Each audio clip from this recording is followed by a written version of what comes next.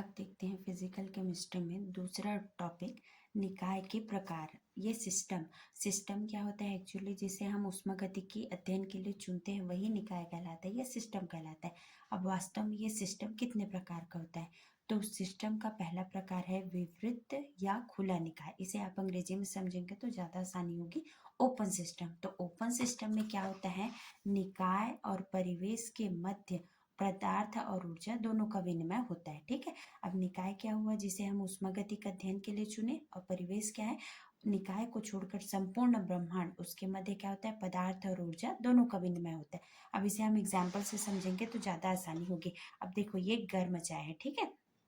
गर्म चाय हमेशा इसलिए बोला जाता है क्योंकि ये गर्म है, मतलब इसमें क्या है, हीट है, उष्मा है। तो हम ये उष्मा का गति का ही अध्ययन कर रहे हैं, तो ये क्या होगा, उष्मा गतिकी का एक पार्ट होगा, इसलिए इसे गर्म चाय बोलना जरूरी है।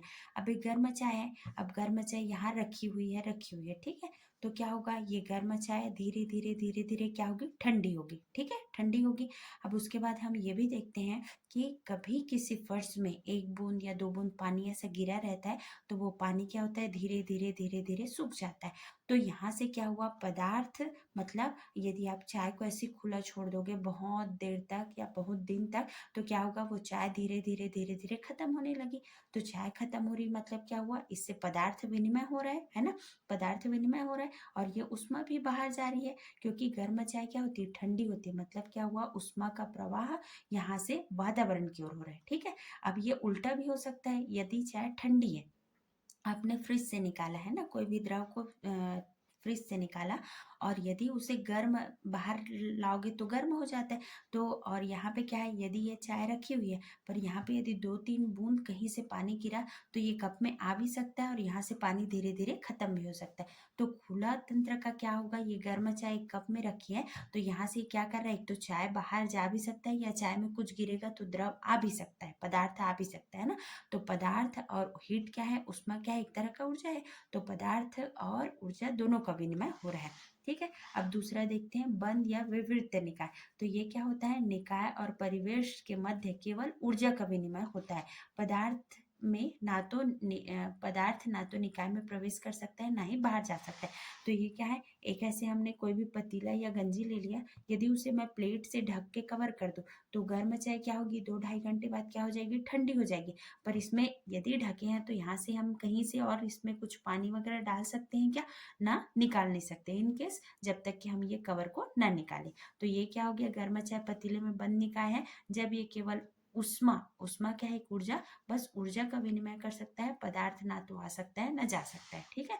अब तीसरा है विलगित निकाय। तो विलगित निकाय क्या करता है, निकाय व परिवेश के मध्य ना तो ऊर्जा का विनिमय होता है, ना ही पदार्थ का विनिमय होता है। तो इसका सबसे बढ़िया एग्जाम्पल है, जब हम ठंडी के दिनों में थर्मस में कुछ चीज पैक करते हैं, या सपोज गर्म पानी है, तो क्या होता है, ये पूरा लगा है, तो गर्म पानी को हमने जिस टेम्परेचर में या जितना गर्म डाला उतना ही गर्म रहेगा, ना तो वो ठंडा होगा ना गर्म होगा, जब तक कि हम इसे इसका कवर ओपन ना करें। तो ये क्या हो गया, विलगित निकाय। तो एकदम ईजी है ये निकाय का वर्गीकरण, पहला है खुला निकाय, बंद निकाय और विलगित निकाय। तो इसमें क्या होगा, पदार्थ ऊर्जा दोनों का विनिमय करेगा, इसमें केवल ऊर्जा का विनिमय करेगा, पदार्थ ना तो आ सकता है ना जा सकता है, इसमें ना तो पदार्थ का विनिमय होगा ना ऊर्जा का विनिमय होगा। अब एक गर्म चाय एक कप में रखी हुई गर्म चाय है, एक पतीले में या फिर कोई बॉटल में रखी हुई, पर यहाँ पे आपको थर्मस मेंशन करना बहुत जरूरी है। ठीक है। उसके बाद है संगठन के आधार पर निकाय का वर्गीकरण। तो संगठन के आधार पर निकाय का वर्गीकरण दो प्रकार का होता है, पहला है समांगी निकाय और दूसरा है विषमांगी निकाय। इसे इंग्लिश में बोला जाता है होमोजीनस और इसे बोला जाता है हेट्रोजीनस।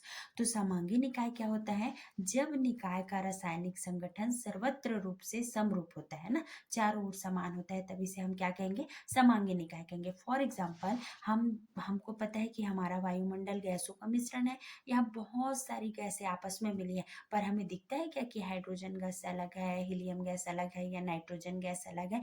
तो ये क्या हुआ, गैसों का समांगी मिश्रण भी क्या, गैसों का सर्वत्र समरूप मिश्रण ही क्या हुआ, समांगी मिश्रण हुआ। ठीक है, और उसके बाद दूसरा एग्जाम्पल ये है कि यदि हमने 1 गिलास पानी में 1 चम्मच शक्कर को घोल दिया, तो यदि हमने शक्कर को पानी में इस प्रकार घोला कि ना तो पानी में शक्कर का कोई भी दाना नहीं दिख रहा है, तब वो क्या होगा, समांगी मिश्रण होगा। और विषमांगी मिश्रण क्या होता है, विषमांगी निकाय में सर्वत्र समान रूप से नहीं होता ये निकाय। तो उदाहरण क्या है, यदि हम पानी में 2 बूंद भी तेल मिला देते हैं तो वो क्या होता है, ऊपर में तैरते रहता है। सेम ऐसे यदि दूध में हम कोई भी रेत के कण मिला देंगे तो उससे जो प्राप्त विलयन होगा वो भी क्या होगा, विषमांगी निकाय होगा।